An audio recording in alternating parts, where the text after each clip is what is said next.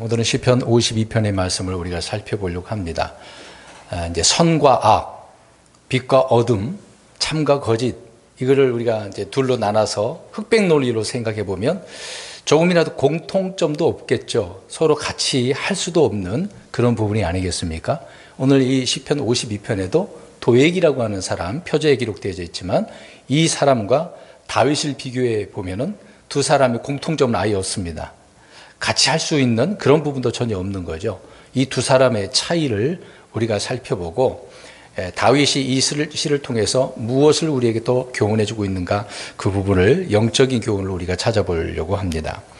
오늘 표제를 좀 보시기 바랍니다. 이 시는 다윗의 시라고 되어져 있는데 마스길, 이제 교훈의 의미가 아니겠습니까? 근데 이제 설명을 또 해놨어요. 표제에다가 도액이 사울 왕에게 다윗이 행하던 어떤 일들이 있지, 행적이 있지 않습니까? 동태를 잘 살펴가지고 그 일을 일러 바친 그 사건을 기록을 해주고 있습니다. 그래서 있는 그대로 보니까 에돔 족속 도액이 가서 사울에게 이르러 고하며 그에게 이르기를 다윗이 아히멜렉의 집에 왔나이다 라고 이렇게 고자질한 거죠. 보고하는 그 내용을 보게 되어집니다. 이 도액이라는 사람을 좀 우리가 살펴봐야 되겠죠. 이 도액은 이스라엘 사람 아닙니다.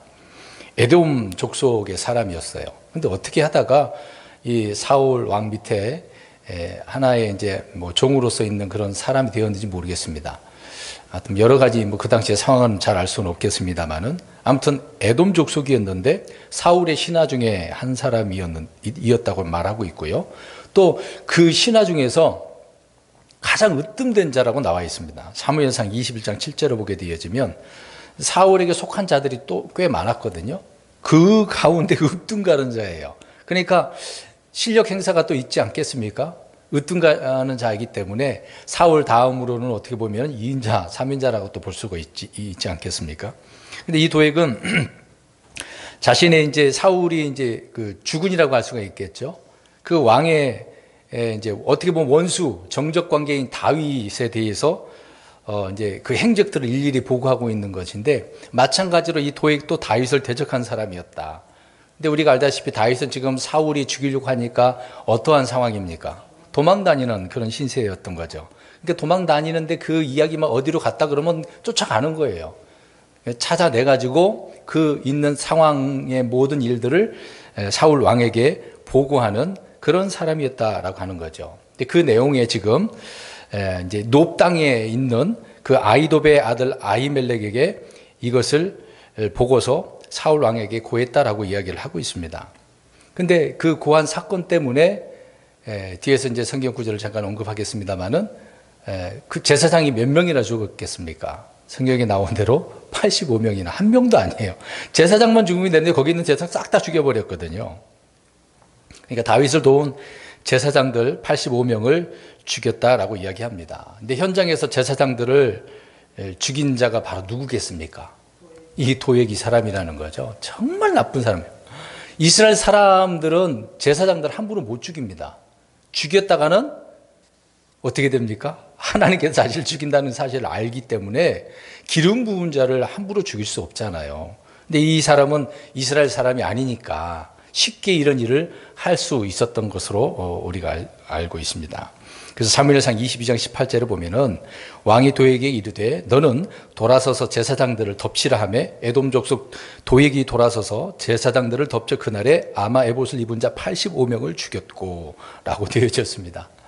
이 사람 때문에 그 아히도베에 있는 제사장들이 정치적으로 어떻게 보면 휘말려서 피해를 입은 거죠. 그것도 한두 사람도 아니고 85명이 죽게 되었으니 말입니다. 그러니까 다윗은 이런 주의 제사장들의 죽음에 대해서 이제 나중에 듣고서 이런 고백을 하죠. 이제 그 아들에게 이제 이야기하는 겁니다. 사무엘상 22장 22절에 이렇게 말합니다.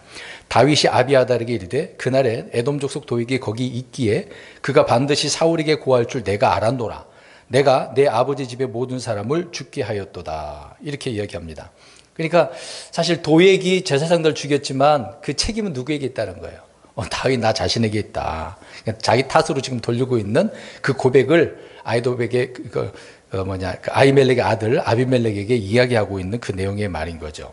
그래서 이 일에 에돔 족속 도액이 관여하고 있었다는 사실을 명백하게 알고 있었기 때문에 전적인 내책입니다. 그가 거기 있었으면 잡아서 죽이든가 어떻게 했어야 되는 건데 그렇지 못한 것이 좀 크게 이런 사람들이 죽게 되어지는 일들로 드러나게 됐던 거죠. 그래서 오늘 시편 52편이지만 이 내용은 사무엘상 22장에 있는 그 말씀을 배경으로 해서 기록을 하고 있는 내용의 말씀인 것입니다. 그래서 오늘 본문은 다윗을 대적하는 사울과 또 그 도액을 통해서 이스라엘을 핍박하고 또 죽이는 이걸 하나의 예표로서 이제 적그리스도를 예표하고 있는 것입니다. 이것을 알려주는 시편이다라고 하는 거죠. 처음에 저는 도액과 다윗의 그 차이점을 오늘 내용을 통해서 우리가 살펴볼 건데 더 나아가서 예언적으로 보면 앞으로 누가 이스라엘을 하나님의 백성을 죽인다고요? 적그리스도, 환란 때에 그렇다는 얘기입니다. 늘 역사적으로 파라오도 그랬던 것처럼 아시리아, 바벨론이 그랬던 것처럼 유대인들을 죽이려고 하는 자들은 다 적그리스도 예표 인물인 거죠. 그래서 다니엘이 본 느부갓네살을 본 금신상을 우리가 보면 다 유대인들을 죽이려고 하는 내용들이거든요. 그러니까 그 왕들을 예표하고 그 나라 왕들을 예표하는 것들이 다 적그리스도라는 것을 우리가 알 수가 있습니다. 그런 의미 속에서 예언적으로 생각하시면 될 것 같고요. 그래서 오늘 본문에 보면은 셀라라고 하는 단어가 이제 2번 나오죠. 항상 말씀드리지만 셀라가 나왔다라고 한다면 어느 시점을 예언하고 있다고요? 예, 재림 때의 말씀을 하고 있는 것입니다. 그 부분도 뒤에서 말씀을 드리도록 하겠습니다. 자, 1절부터 우리 보겠습니다. 52편 1절. 오 강력한 자야 내가 어찌하여 악한 일을 스스로 자랑하느냐. 하나님의 선하심은 계속해서 지속되는도다.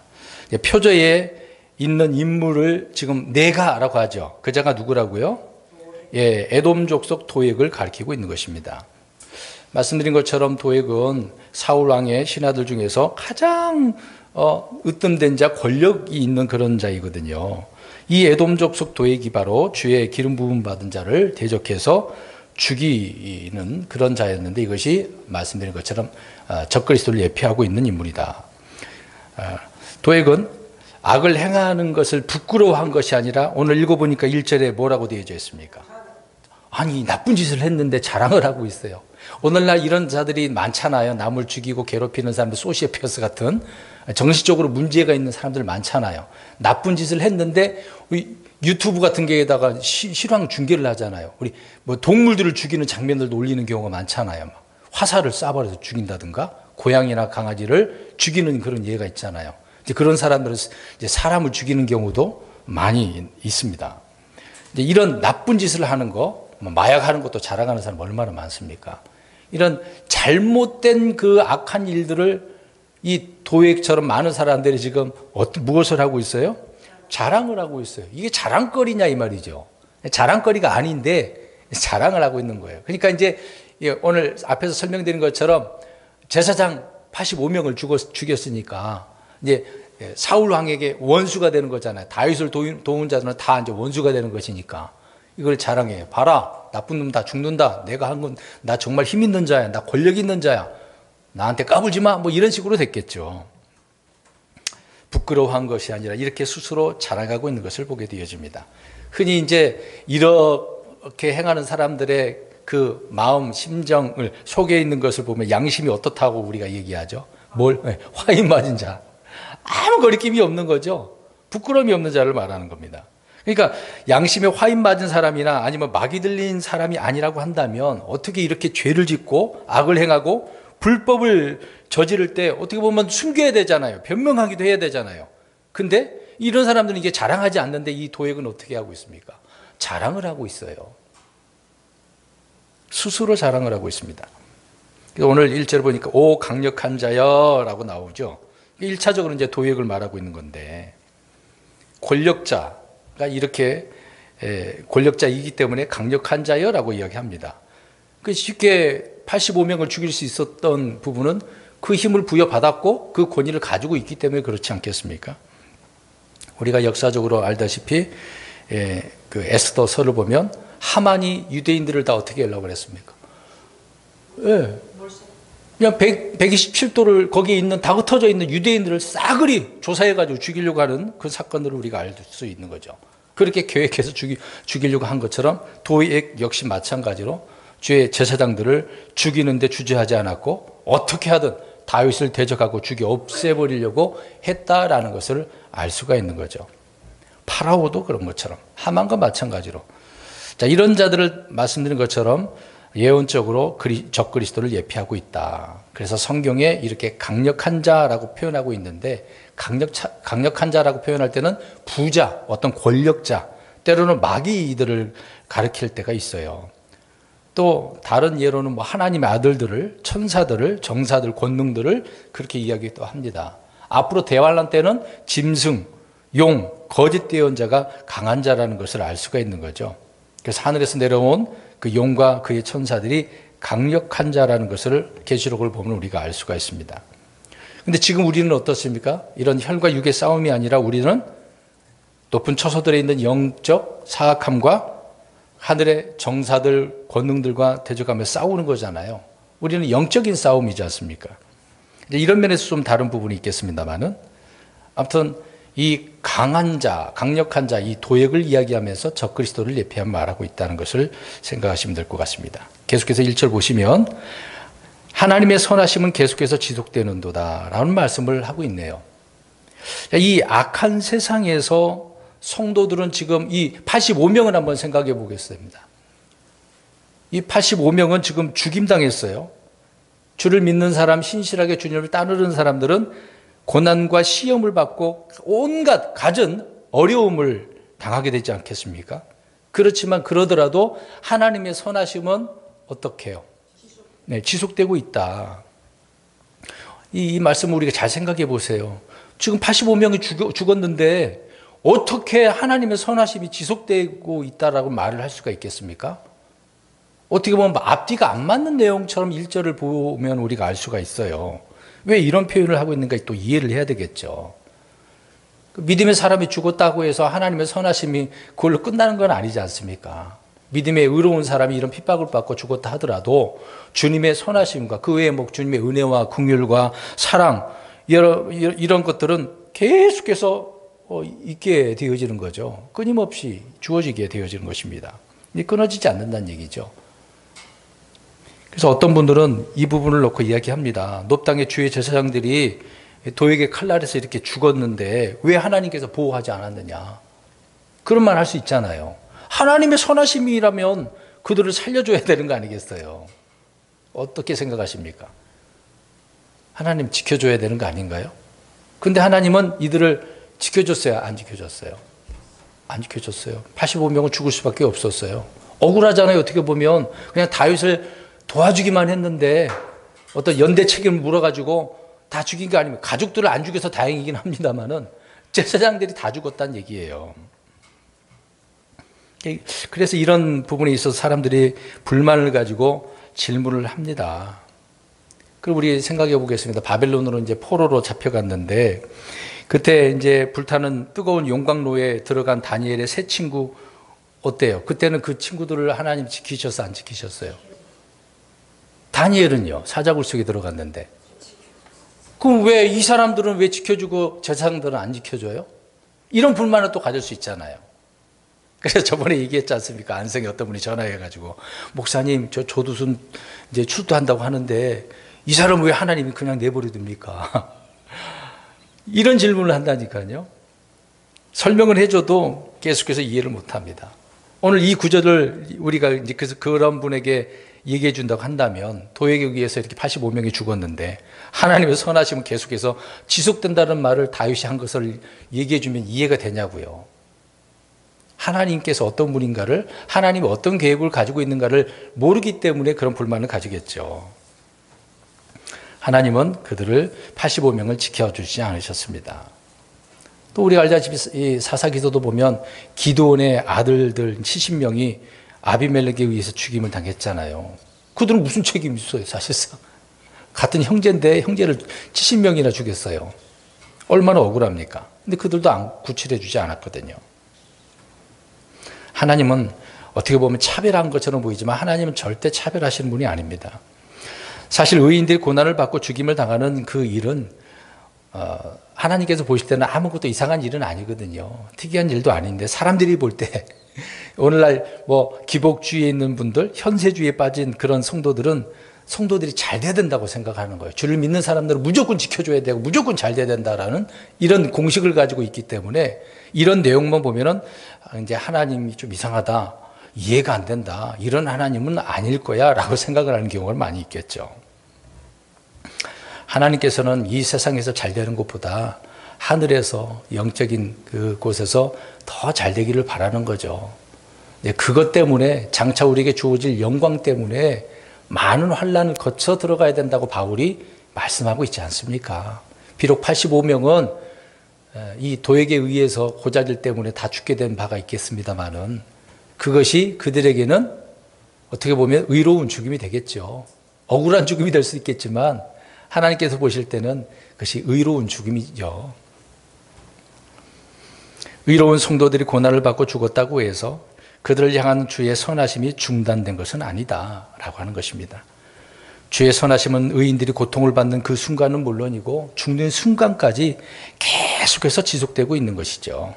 그래서 다윗이 시편 23편 6절에 확실히 선하심과 궁일이 내 생명의 모든 날에 나를 따르리니 라고 이야기합니다. 다윗은 알고 있었던 거죠.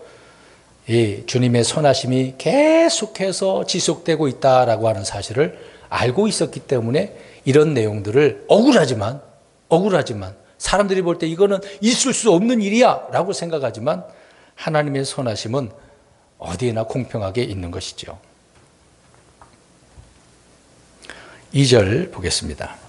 이 도액이 이런 악한 일을 자랑하면서 드러내니까 하나님 이것을 보고 주님의 선하심이 어떤가를 더 말씀하고 있는 거죠. 2절에 내 혀가 악한 일들을 꾀하며 날카로운 삭도같이 속임수로 일하는도다. 이제 도액의 혀를 말하는 그 내용들 속에서야 나쁜 말이 나오는 것이니까 그 혀가 무엇을 하고 있는가, 어떤 일을 했는가라는 말을 하고 있습니다.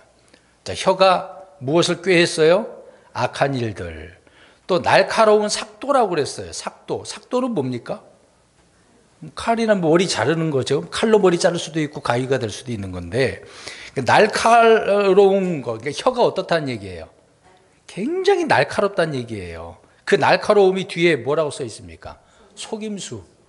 날카롭다는 좋은 의미로 쓸 수도 있겠지만 이 속이는 혀, 그래서 그 속이는 것 때문에 그것이 나쁜 일을 일하게 한 거다. 그러니까 결국 85명을 어떻게 맞는 거죠? 죽이게 맞는 거다. 이제 그 얘기를 하고 있는 겁니다. 이제 혀에 대해서 잠깐 우리가 살펴보면 혀는 사람의 몸의 이 지체들 중에서 가장 작은 것이라고 야고보서에 말씀을 하고 있습니다. 이 조그만 혓바닥, 혀가 없으면 말할 수 있어요? 말 못해요. 이빨 없어도 다 발음이 새 나가니까 이 혀라고 하는 것은 정말 중요한 거거든요. 그래서 근데 이 혀 말하는 부분을 이야기하는데, 근데 이 조그만 혀가 큰 권능을 가지고 있다라고 이야기합니다. 그래서 때로는 이 혀를 불이다라고 이야기합니다. 불. 때로는 칼, 활 이런 표현을 하고 있습니다. 시편 57편에 보니까 4절에 그들의 혀는 예리한 칼이로다라고 되어 있어요. 그러니까 혀를 칼로 표현하고 있고 64편 3절에 보니까 혀를 갈며 활을 당겨 독한 말들의 화살들, 독한 말들의 화살, 말하는 건데 화살로 표현하고 있어요. 그리고 야고보서 3장 5, 6절을 보니까 작은 불이 얼마나 큰 물체를 태우는가 하는 혀는 불이요 불법의 세계니라 라고 이야기합니다. 이 세 가지를 보면은 어마무시한 거죠. 이런 혀로 날카롭게 속이고 있으니 결국 그 말에 화가 나니까 사울 왕이 이들을 다 어떻게 해버려? 덮쳐버려, 죽여버려 이렇게 나오는 거죠. 그러니까 말을 그렇게 안 했어야 되는 건데 이게 여기 간단한 내용이지만 자세하게 뭔가 얘기했을 거 아니에요. 이 사람이 그냥 아히멜렉만 얘기하면 될 것 같은데 다른 제사장까지 다 합세했다는 식으로 다 얘기해버린 거 아니겠습니까? 한 사람만 죽여도 되는데 어떻게 보면 정말 도액의 혀로 말미암아 제사장들이 85명이 죽임을 당했다라는 것이 문제가 되는 거죠. 그래서 그것이 바로 꾀하고 속임수로 일했다라고 이야기합니다. 악한 일들을 꾀했다라고 말하고 있는 거죠. 그래서 이 혀라고 하는 것은 수많은 갈등과 분쟁과 다툼, 싸움, 이런 불화가 있을 수밖에 없는 거죠. 이게 더 심각하게 되어지면 전쟁으로 일어나게 되어지는 것입니다. 이 혀에서 비롯됐다라는 것을 알 수가 있듯이, 그러면 이제 출처를 보게 되어지면 마귀가 우리가 어떤 자라는 것을 알 수가 있죠. 거짓말하는 자, 속이는 자, 살인자잖아요. 거짓의 아비라고 예수님께서 말씀하셨으니까. 그러니까 거짓의 아비뿐만 아니라 거짓말쟁이, 거짓의 아비. 우리 하나님은 어떤 분이세요? 거짓말 하실 수 있나요? 없으신 분이에요. 전혀 하나님과 다르죠. 아까 뭐 처음에 선과 악, 참과 거짓, 빛과 어둠 이야기, 완전 극과 극이잖아요. 하나님과 저 마귀도 극과 극이에요. 닮은 거 하나도 없어요. 우리 주님은 거짓말하지 않고 진리를 말하시는 분인데 마귀는 진리를 말합니까? 아니죠. 늘 거짓말하는 자입니다.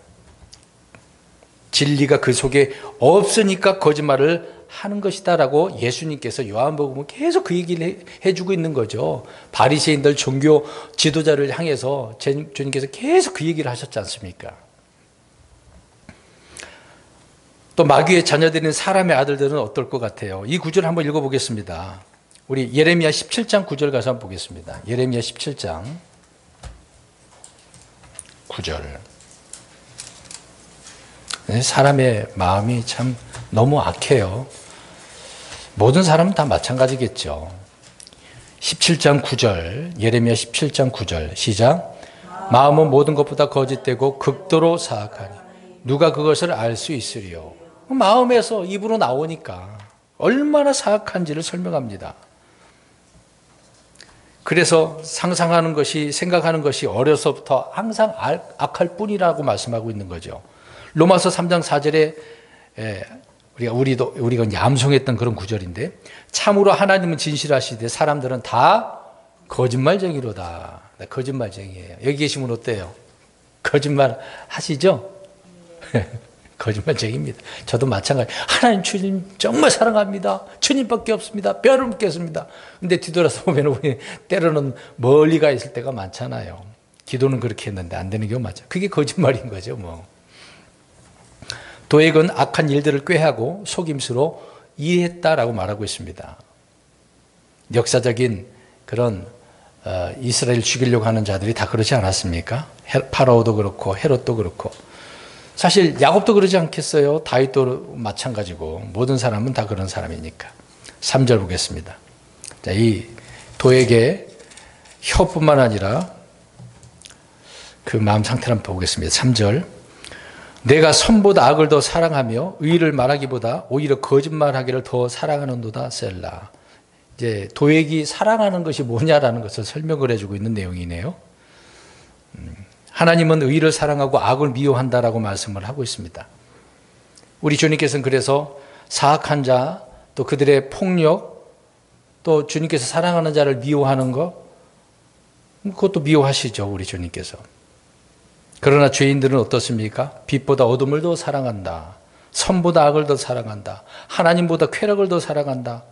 디모데후서 3장 4절을 보니까 하나님을 사랑하기보다는 쾌락들을 더 사랑한다. 사람들의 칭찬을 더 사랑한다.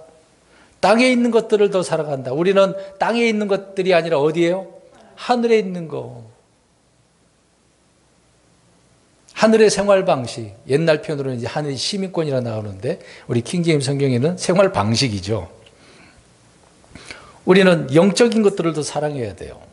근데 이 도액과 같은 사람들은, 육신적인 그리스도인들은 육신적인 것을 더 사랑하겠죠. 그래서 의를 말하기보다는 거짓말을 더 사랑해요. 오늘 3절 다 보세요. 거짓말. 악과 거짓말을 더 사랑한대요.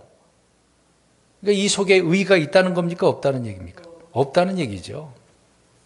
없다라고 이야기를 하고 있는 것입니다. 오늘날 많은 사람들이 예외 없이 다 그렇죠. 뭐 돈을 사랑하고 풍요를 사랑하고 재물을 신뢰하고 현실이 그렇다라 이제 거기에 또 핑계를 대는 부분도 있겠습니다. 근데 도액은 악을 사랑하는 반면에 다윗은 무엇을 사랑하겠습니까? 우리가 알다시피 시편 119편에 강조된 말씀들이 여러 나오는데 다윗은 주의 명령들을 금보다 정금보다 어떻게 해요? 더 사랑하는 사람이에요. 욥기서 23장에도 보면은 욥은 그분의 입의 말씀들을 더 귀히 여겼다, 사랑했다라고 말씀을 하고 있습니다. 성경은 다양하게 이렇게 우리가 사랑을 무엇을 사랑해야 될지를 말씀을 해주고 있는데, 오늘 3절에 도액은 악을 사랑하고 거짓말을 사랑했다. 의가 없기 때문에 그렇습니다. 예언적으로 마찬가지로 그 사악한 자라고 할 때는 마귀를 우리가 생각해 볼 수가 있는데, 마귀 역시 뭘 사랑하겠습니까? 진리를 사랑해요? 악을 더 사랑하겠죠. 거짓말을 더 사랑하겠죠. 늘 악을 행하고 거짓을 말한다라는 것입니다. 4절, 오 너 속이는 혀야, 내가 사람을 삼키는 모든 말을 사랑하는도다. 계속해서 혀에 대한 부분을 말씀하고 있네요. 속이는 자들, 이런 사악한 자들의 그 혀의 특성을 이야기해 주고 있는 거죠. 혀의 특성. 그러니까 이 혀는 불과 같이 삼킨다, 태운다. 그 말은 뭐예요? 그 혀로 사람을 죽인다. 이제 속여서 죽인다는 얘기죠. 그래서 85명이 죽은 겁니다. 그래서 너 속이는 혀야 라고 말하고 있는 거죠. 그래서 성경은 사악한 자들의 입에 대해서 말을 합니다. 예수님께서 말씀하신 내용이에요. 그들의 목구멍은 뭐다? 열린 돌무덤이다. 그래서 자기 혀로 속임수를 쓴다라고 예수님께서 말씀합니다. 그래서 또 그들의 입술 밑에는 독사의 독이 있다. 속이면서 독은 왜 하게? 독사의 독은 뭘 하는 겁니까? 조금만이라도 그럼 0.몇 그램만 들어가도 사람 죽거든요. 강한 독은 그렇습니다. 그래서 그 입이 저주와 쓴 것으로 가득해서 사람을 죽이는 거죠. 그래서 이 혀를 길들일 수 있습니까? 다른 거는 길들일 수 있는데, 우리가 짐승의 재간을 물려서 기를 들이잖아요. 근데 이 혀는 안 돼요. 재갈 물려서 길들일 수 없다라고 말씀을 하고 있습니다. 해결하려면 예수 그리스도를 믿어야 되고 십자가에다 다 못 박아 버려야 되겠죠. 이 도액이 이런 자였다고 말씀합니다. 이것을 생각해 보면 우리가 이런 도액처럼 이런 사악한 악한 일들을 행하고 꾀하고 속이고 거짓말하고 이렇게 해야 되겠습니까? 안 되겠죠. 이 부분을 우리가 교훈 삼아야 되는 것입니다. 5절, 그러므로 하나님께서 그와 같이 너를 영원히 멸하시되 그분께서 너를 붙잡아 가시며 내 거처에서 너를 뽑아내시고 살아있는 자들의 땅에서 너를 뿌리채 뽑으시리로다. 셀라. 영원히 멸하신다라고 이야기합니다. 그럼 영원히 멸하려면 어디로 들어가야 돼요? 브로스에, 지옥과 브로스에 던져진 것을 이야기하고 있죠. 그래서 여기에서 너를 붙잡아 가신다. 내 거처에서 너를 뽑아내신다. 이렇게 뽑아내가지고 저 지옥과 브로스에 던져버리는 부분을 말씀하고 있는 거죠. 그런데 이 부분을 꼭 도액이나 사울 왕이나 그 정도로 그치면 안 되는 거죠. 말씀드린 것처럼 재림의 문맥으로서 나중에 저 용 그리고 저 그리스도 거짓 대언자도 다 하나님께서 어디로 보내십니까? 브로스에 던져버리죠. 다 뽑아서 버리는 것입니다. 이미 이렇게 예언해 놨어요. 이런 구절만 보고 정확하게 우리가 성경과 성경을 통해서 풀게 되어지면 마귀의 그 종말을 알 수가 있잖아요. 결말을 우리가 알 수가 있기 때문에 이런 마귀를 왜 추종합니까? 그래서는 안 되는 거죠. 계속해서 보면 그러므로 하나님께서 그와 같이 너를 영원히 멸하시되, 그래서 계시록에 그 부분을 설명하고 있는 것입니다. 6절 보겠습니다. 의로운 자들도 보고 두려워하며 그를 비웃으면서 말하기를. 자, 의로운 자들이 지금 누구를 비웃을까요? 이제 1차적으로는 먼저 도액이 되겠습니다만은 이제 예언적으로 누구를 얘기하겠습니까? 적그리스도, 이제 짐승, 그리고 마귀를 이야기하겠죠. 자, 왜 그랬겠습니까? 여기서 이제 의로운 자들이 보고 두려워했다고 나와요. 왜 두렵겠습니까? 하나님께서 뿌리채 뽑아가지고 저기 브로스에 던져버리니까 주님의 심판을 보고 두려울 수밖에 없는 거죠. 얼마나 무서운가를 말해주고 있는 것을 우리가 알 수가 있는 거죠. 그래서 예수님께서 말씀합니다. 마태복음 7장 23절에는 불법을 행하는 자들아 너희는 내게서 떠나라는 말씀이 있었고, 마태복음 25장 41절에 보니까 저주를 받은 자들아 너희는 내게서 떠나 마귀와 그의 천사들을 위하여 예비된 영절한 물에 들어가라. 여기가 어디예요? 아까 우리가 브로스. 마귀들은 그 세 가지 삼위일체는 그렇게 들어가게 되는 거죠. 이미 선포되고 있는 것입니다. 천연왕국에서 의로운 자들은 브로스에 나중에 던져진 그런 사람들의 사체들을 다 보게 되겠죠. 그래서 그때 그를 비웃으며 말하기를 이야기합니다. 의로운 자들은 이 마귀의 종말을 우리가 보고서 비웃을 수밖에 없어요. 저봐 그렇게 오랫동안 이 세상을 다스리고 좌지우지하더만 종말이 이렇게 됐구나. 그때 저와 여러분들은 비웃으면서 기뻐할 수밖에 없습니다. 한편적으로 하나님의 심판이 들었겠습니다만은 그때를 한번 생각해 보세요. 지금 마귀에 의해서 힘들고 어려운 일들이 영적인 괴로움도 있을 수도 있겠지만 그때 가서 비웃으시기 바랍니다. 지금은 우리가 어떻게 할 수가 없어요. 우리의 힘으로 마귀 이길 수 있습니까? 없어요. 안 돼요. 주님께서 저 마귀를 집어넣기까지는 어려워요. 주님께 지켜주시면 안 되는 부분이 되겠죠. 7절 보겠습니다. 보라, 이 사람은 하나님을 자기 힘으로 삼지 아니하고 자기의 많은 재물을 신뢰하며 자기의 사악함으로 자기를 강하게 하던 자라 하리로다. 보라, 이 사람은 누구를 말하겠습니까? 물론 1차적으로 도액이지만 적그리스도, 죄의 사람, 멸망의 아들 이야기하죠. 스스로 자기를 높이는 교만한 자를 말하고 있는 것입니다. 근데 이런 자가 자기의 많은 재물을 신뢰하고 있네요. 그러니까 하나님을 신뢰하는 게 아니라 신뢰 대상이 뭐예요? 재물이란 얘기죠. 그 재물이면 다 된다고, 돈이면 된다라고 생각하는 부분이 있겠죠. 오늘날 전 세계 경제관념도 그렇게 했습니다만은 사람들의 마음 욕심이 거기에 있는 것을 우리는 알 수가 있겠죠. 그래서 자기의 사악함으로 자기를 강하게 하던 자라라고 말하고 있는데 적그리스도는 그의 사악함으로 더 자기를 강하게 하는 것을 보게 되어집니다. 사악한 자는 더 사악하게 되는 거죠. 강하게. 정말 힘들어요. 그런 자들을 상대할 수가 없는 것입니다. 그 이유는 그 권능을 용에게 적그리스도가 받았기 때문에 더 강력하게 이제 환난 때에 그 권력을 행사한다고 계시록 13장에 말씀을 하고 있죠. 그 다음에 8절, 이제 다윗 이야기를 이제 이야기합니다. 이제 도액은 이런 놈이다 라고 말을 하고 있고 그 차이점을 보겠습니다. 8절에 그러나 나는 하나님의 집에 있는 푸른 올리브 나무 같아서 하나님의 공의를 영원 무궁토록 신뢰하는도다. 자, 여기서 다윗이 하나님의 집에 있는이라고 합니다. 그러니까 나는 하나님의 집에 있는, 지금 생각해 보면 하나님의 집이 지금 성전이 있어요, 없어요? 다윗 때에 없었죠. 없었어요. 그냥 천막 같은 그런 곳에 있었던 것 아닙니까? 근데 법궤를 빼앗겨서 나중에 찾아와서 자기가 성전 지으려고 했습니다만 지었어요?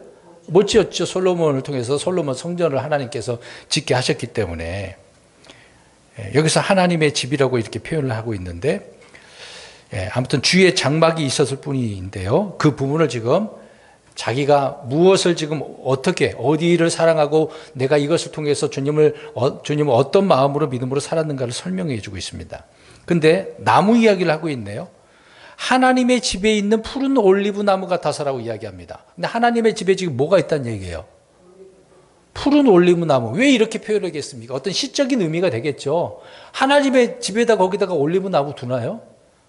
올리브 나무는 다른 데 있어야죠. 그 올리브 밭에 있어야 되는 거 아닙니까? 산에 있든지. 이렇게 말한 의미를 우리가 또 봐야 되겠죠. 이제 이스라엘을 이야기합니다. 다윗이 이제 이렇게 표현하면서 이스라엘을 이야기할 때는 포도나무, 올리브나무, 무화과나무를 이야기할 때 이 세 가지 나무는 이스라엘을 상징을 하고 있습니다. 여기에는 지금 올리브, 그럼 올리브는 주로 하는 일이 뭐예요? 기름, 그렇죠. 기름. 이걸 딱 생각하면 되겠습니다. 근데 이 푸른 올리브 나무 앞에다가 푸른, 그린이라고 써놨어요. 푸르다 그러면 우리가 생각해 보면 어떻습니까? 그 나무가 싱싱하고 신선하고 좋은 나무다, 그런 얘기를 하고 있는 거죠. 이 기름은 성령님의 기름을 또 예표하기도 하고 다윗은 주의 기름을 받았기도 하고 또 주의 성전에서 불을 붙이는 등잔대에 뭐가 있는 거죠? 기름이 있는 거죠. 이스라엘 민족을 대표하기도 하고. 그러니까 이런 의미로 다양한 부분이지만 그래서 하나님의 집에 있는 올리브 나무, 기름 이야기를 하고 있는 거죠. 자, 이것이 나무 같아서라고 설명하면서 하나님의 궁유를 영원 무궁토록 신뢰한다. 그러니까 이 올리브 나무를 이렇게 설명을 하면서 무엇을 신뢰하는가? 하나님의 궁유를 영원 무궁토록 살아간다라고 이야기를 하고 있습니다. 그러니까 여기서 강조하고 싶은 것은 신뢰해야 될 것이 무엇인가? 해야 될 것, 안 해야 될 것을 구분해야 된다는 얘기죠. 앞에서 도액은 뭘 신뢰했어요? 재물, 강력한 권력자, 네, 자기 자기 자랑, 자기를 또 얼마나 권력을 의지를 많이 했겠습니까? 그러니까 다윗하고 다르죠. 차이가 엄청 날 수밖에 없는 겁니다. 비슷한 점이 없어요. 하나님의 궁유를 영원 무궁토록 신뢰하는도다. 나는이라고 그랬잖아요. 영원 무궁토록 변하지 않겠다는 얘기입니다. 오늘날 많은 사람들은 헛된 것을 신뢰하잖아요. 어떤 활을 신뢰한다라 군대를 신뢰한다는 것은 하나님을 말고 사람 수, 권력, 어떤 전쟁 무기를 신뢰한다는 그런 의미잖아요. 그래서 하나님께서 이집트에서 나왔을 때 돌아가지도 마, 이집트에 있는 말들을 구해오지도 마. 그런데 솔로몬 때는 다 해버렸지 않습니까? 이게 하나님께서 그렇게 하지 말라는 것을 너무도 잘해요. 우리는 주님을 신뢰해야 됩니다. 말씀을 신뢰해야 됩니다. 오늘 여기에 8절 말씀하고 있는 것처럼 궁유를 주님의 궁율이 얼마나 많은데요. 그러니까 주님을 신뢰하면 궁율이 그를 애워싼다라고 시편 32편을 말합니다. 우리 예전에 살펴봤던 내용이잖아요. 그러니까 주님을 신뢰했을 뿐인데 궁율이 내게 어때요? 내게 넘치는 거죠. 나를 둘러싸서 항상 주님의 궁율로 우리가 살아가게 되어진 것을 말하고 있습니다. 시편 118편에는 주를 신뢰함이 사람을 신뢰함보다 낫다라고 이야기합니다. 다른 어떤 것을, 어떤 대상을 신뢰하지 말고 주님만 신뢰해야 될 것입니다. 지금처럼 경제도 어렵고 먹고 사는데도 힘들고 몸도 아프고 막 그러면 굉장히 고통스럽고 막 머리가 복잡해지고 그렇습니다. 그럴 때일수록 우리가 정신을 차려야 되겠죠. 더 말씀에 집중하고 또 찬양하는 데 게으르지 말고 오히려 좀 힘들다 그러면 입을 통해서 주님의 이름을 부르든가 흥얼거리든가 자꾸 그렇게 스스로가 해 나가야 됩니다. 근데 그렇게 안 하고 나 힘들어 괴로워 나 모든 거 포기하고 뭐 괴롭고 그래버리면 더 어떻겠어요? 더 피폐하게 되어지는 것이죠. 스스로가 컨트롤 또 할 수도 있어야 되겠습니다. 아무튼 주를 신뢰하는 사람은 복이 있고 행복하게 되고 기름지게 되고 안전하게 된다라고 성경은 말씀하고 있습니다. 그래서 마음을 다해서 주님을 신뢰하는 저와 여러분들이 되기를 간절히 바랍니다. 이제 9절 마지막 절 보겠습니다. 주께서 그 일을 행하셨으므로 내가 주를 영원히 찬양하리이다. 또 주의 이름이 주의 성도들 앞에서 선하심으로 내가 주의 이름을 기다리이다. 자, 이 일을 사악한 자들을 심판하셨기 때문에 내가 주를 영원히 찬양한다. 주님의 선하심의 그 심판이 얼마나 의로웠기 때문에 찬양할 수밖에 없는 그 내용을 말씀하고 있죠. 근데 도액에게는 의의가 있어요? 앞에서 의의가 있다 그랬습니까? 없어요. 진리가 없어요. 선함이 하나도 없어요. 다윗과 같을 수가 없겠죠. 또 9절에 보니까 다윗은 주의 이름을 어떻게 한대요? 기다린대잖아요. 기다린대요. 뭐 영어 성경에는 wait on이라고 되어 있거든요. 기다리다, 섬기다, 바라다, 뭐 앙망하다 다양하게 이제 번역할 수도 있는데 지금 우리 마제스트판에는 기다린다라고 되어져 있습니다. 그러니까 소망 중에 기다리는 거죠. 늘 주님을 기다리는 거예요. 주의 이름이 부르는 것이 바로 구원이라고 하지 않았습니까? 그럼 기다려야죠. 주의 이름을 부르면서 주님, 주님 그렇게 불러야죠. 찬양하겠다라고 하는 것은 또 바라겠다라고 하는 것은 다윗의 마음의 결단이거든요. 결단. 그냥 생각만 하는 게 아니라 나 그렇게 실제 내 삶을 통해서 그렇게 살겠다. 그 결단을 이야기하고 있는 거죠. 그냥 이 결과적으로 우리가 살려면 어떤 의지도 있어야 되는 것이고. 선하다라고 하는 것은 좋은 일을 말을 해주고 있는 것입니다. 이것이 좋은 일이죠. 다윗은 이런 중심으로 살았던 거예요. 근데 도액은 전혀 이런 선한 마음도 없고 주님의 이름 부르지도 않고 진리도 없고 오직 거짓과 속임수와 날카롭 그 칼이잖아요. 많은 사람들을 죽이는 거리낌도 없어. 그 사악한 일을 자랑하며 살아가는 사람. 어찌 우리가 이런 자를 의롭다고 할 수 있겠습니까? 사악한 자들은 그것이 의롭다 하겠습니다마는 하나님은 아니다. 다윗은 이건 잘못됐다라고 말하고 있는 것입니다. 결론적으로 우리 사랑하는 성도 여러분, 도액과 다윗의 이런 차이점을 기억을 하고 하나님의 궁일이 얼마나 은혜가 넘치고 선하신지를 우리는 늘 깨닫고 주님만을 신뢰하며 살아가야 될 줄로 압니다. 이런 믿음의 삶이 또 그런 삶을 통해서 하나님께 영광 돌리는 저와 여러분들이 되기를